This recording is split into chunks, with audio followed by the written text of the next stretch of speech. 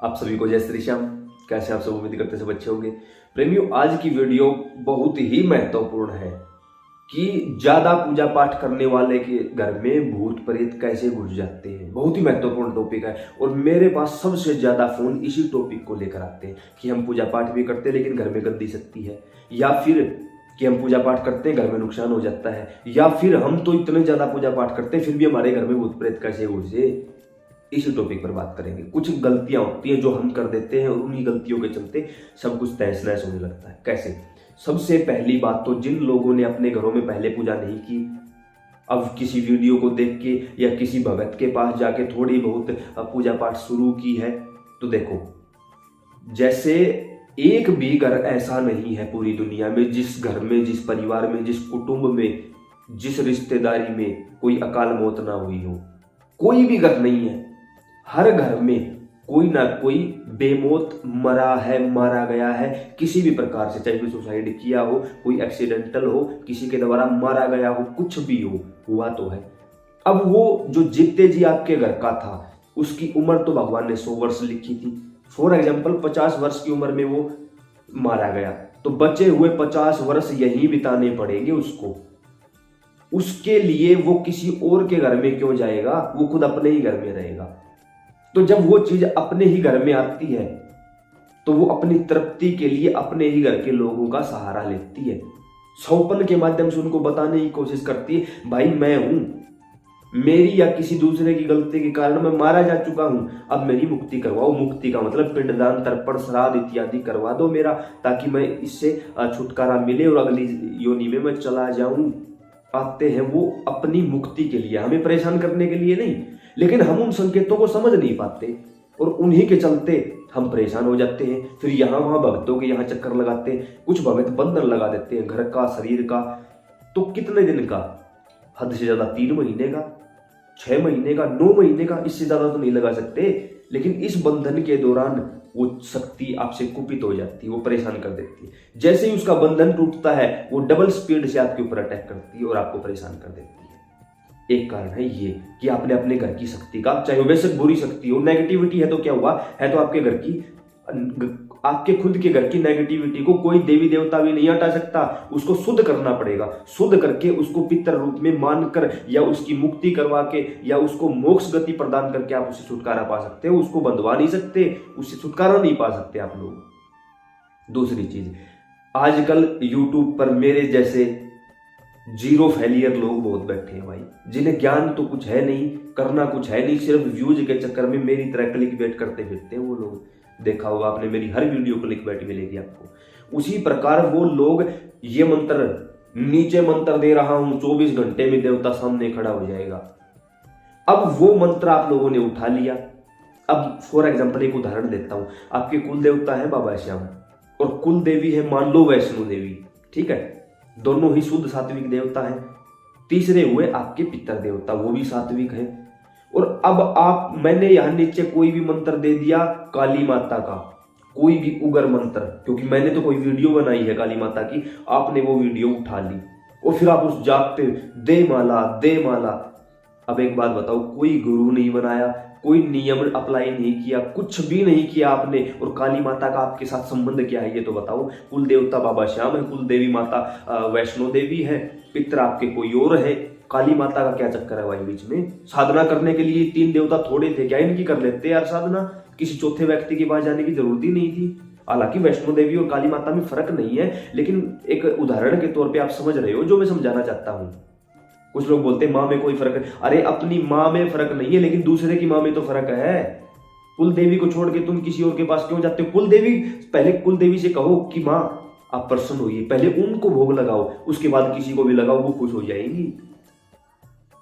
अब यहां उग्र मंत्र की साधना करोगे, कोई गुरु नहीं है, कोई नियम नहीं है, कोई आसन, कोई परहेज नहीं है, तो वो उग्र मंत्र तो अपना काम करेगा। जैसे ही वो उग्र मंत्र काम करेगा, आपके कुल देवी कुल देवता आपके घर में है ही नहीं, तो वो उग्र मंत्र के, अब माता काली के नीचे कितने हजारों, लाखों, करोड़ों योगनिया, दूत, गण, भूत, पिशाच, पता नहीं क्या क्या है, वो चलेंगे।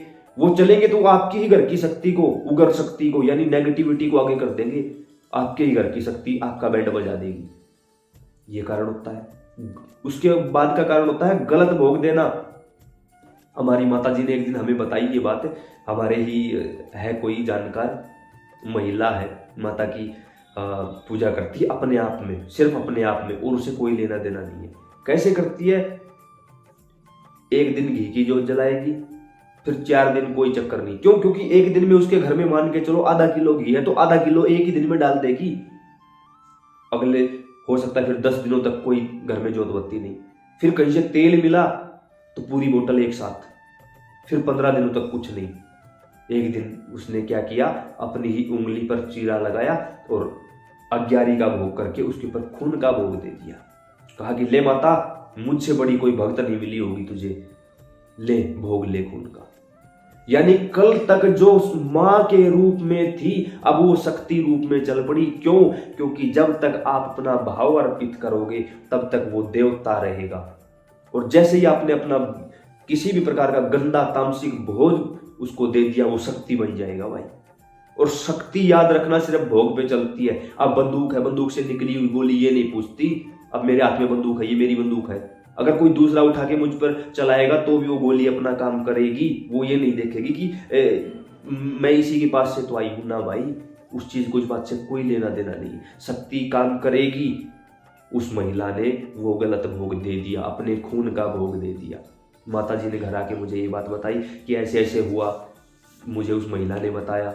मैंने कहा अब आप ज़्यादा तो नहीं कह सकता, मतलब मेरी तो कुछ और ही बात थी उनके साथ, लेकिन आप लोगों को समझाने के लिए जब ये वीडियो बना रहा हूँ, इन बातों को शायद 2 महीने हुए भी नहीं है, उससे पहले मैं उस बारे में जिक्र ही नहीं करना चाहूँगा क्या हसन हुआ उनका।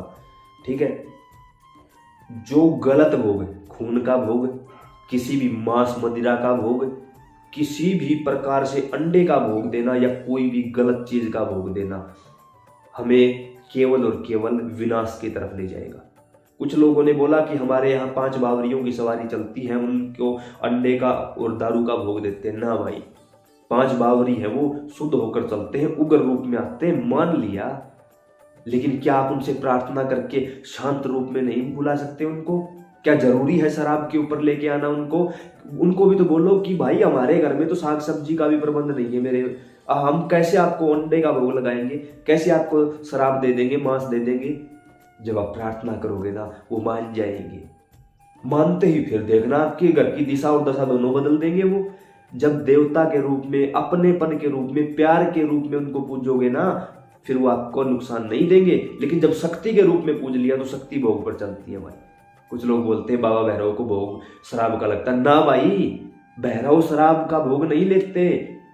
तो जब कोई शराब नहीं छोड़ पाता तो उस भैरव बाबा को शराब अर्पित करता है, प्रभु रख ले अपने पास, मैं नहीं पीना चाहता दोबारा।